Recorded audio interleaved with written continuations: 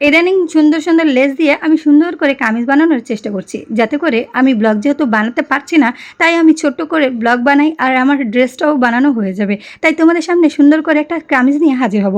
Hello everyone, আসসালামু আলাইকুম। Story of রোকেয়াতে স্বাগতম। তো প্রথমে আমি এক কালার কাপড়ের মধ্যে প্রিন্টের কাপড় দিয়ে একটু ডিজাইন করব, তাই কলারের মতন এরকম ডিজাইনটা দিয়ে নিচ্ছি।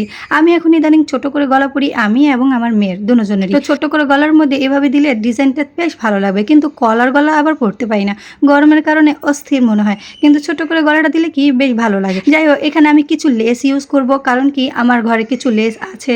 যেহেতু প্রিন্টের কাপড়টা একটু ঝিকিমিকি কালার, মানে সব পদের কালার, তাই এই লেসটাও মানাবে। আর যেহেতু এক কালারের কামিজটার মধ্যে এই লেসটা দিলে বেশ ভালোই দেখাবে।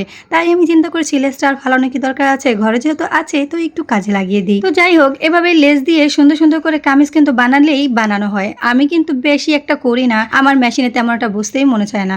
অর্ডারে থাকলেও আমি ঠিক মতন বসি না, কেন যে এই কাজ করতে মন চায় না সেটা আমি বুঝি না। যাই হোক, এই কামিজটা আমি কয়েকদিন আগেই কেটে রেখেছিলাম। চিন্তা করছি এখন যেহেতু অর্ডারে একটু কম আছে, তো আমি এই কামিজটা বানিয়ে ফেলবো। এটা হচ্ছে হাতার মধ্যে আমি জোড়ার মাধ্যমে আমি লেসের জোড়া দিয়ে দিয়েছি, যেটা মাঝে পড়ে সালোয়ারে। তো এইটাকে আমি এখন নিচে একদম মানে হাতার নিচের মধ্যে আমি এই লেসটা দিয়ে দেবো, বেশ ভালোই দেখা যাবে। আমি যতটুকু পারি যে সুন্দর করার চেষ্টা করি, কারণ লেস ঘরে থাকলে কি এক এক রকমের ডিজাইন দিয়েও সুন্দর করে বানানো যায়। জানি না এই ব্লগটুকু কতটুকু কার কাজে লাগবে, কিন্তু সুন্দর একটা ডিজাইন হয়েছে তাই আমি তোমাদের সামনে হাজির হয়ে গেছি। এই তো তারপর ওপরে আবার এই লেসটা দিয়েছি, জামার কামিজের নিচে কিন্তু আমি চড়া করে প্রিন্টের কাপড় দিয়েছি, তার মাঝখানে কিন্তু আমি লেস দিয়েছি, উপরেও আমি গ্লাসের লেস দিয়েছি, যাতে করে কামিজটা একটু ফুটে। আবার মাঝেও চেষ্টা করব যে একটু সুতার কাজ দিয়ে ডিজাইন করব।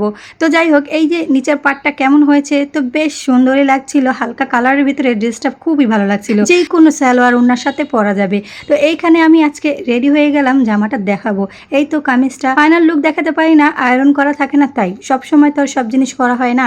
আমি করে করে রেখে দিই, মেয়েকে দিয়ে আয়রন করাই, হিমশিলি দেওয়াই। তাই এই তো গলার ডিজাইনটা কিন্তু অনেকটাই সুন্দর হয়েছে, আর হাতাটাও কিন্তু বেশ ভালো দেখাচ্ছে। 3 পদের লেস হয়েছে, না সরি 2 পদের লেস হয়েছে, কিন্তু 3 ধাপ হয়েছে। তো ভালো লাগছে। আমার কাছে শ্যালো কালার লেসটা ছিল, তাই জোড়ার মাধ্যমে আমি এখানে বসিয়ে দিয়েছি। আর এখানে গলাটার মধ্যে ভেতরে দিয়েছি প্রিন্টের কাপড়, সাইডে দিয়েছি লেস, আর তার নিচে আমি দিয়েছি একেবারে 2 পদের লেস, মাঝে হচ্ছে সালোয়ারের লেস, আর ওপরে হচ্ছে গ্লাসের লেস, তারপর হচ্ছে পাই। তো কামিজটা আজকে কেমন হয়েছে আমি চেষ্টা করি সুন্দর করে বানানোর জন্য, আর তোমাদেরকে ভিডিও দেখানোর জন্য। আর কামিজটা যে বানিয়েছি এটা একটা সালোয়ার কাপড় ছিল, সালোয়ার কাপড় দিয়ে আমি কামিজটা বানিয়েছি, তাই তেমন একটা হাতা হয়নি। আর প্রিন্টের হাতা আমি ইচ্ছে করেই দিয়েছি যে একটু ডিজাইনও হয়ে গেল। কালারটা কিন্তু একটু সুরমা মানে হালকা সাদা এরকম মনে হয়। এই কালারটা বেশ ভালো লাগছে, আর নিচে একটু প্রিন্টের কাপড় দিয়েছি।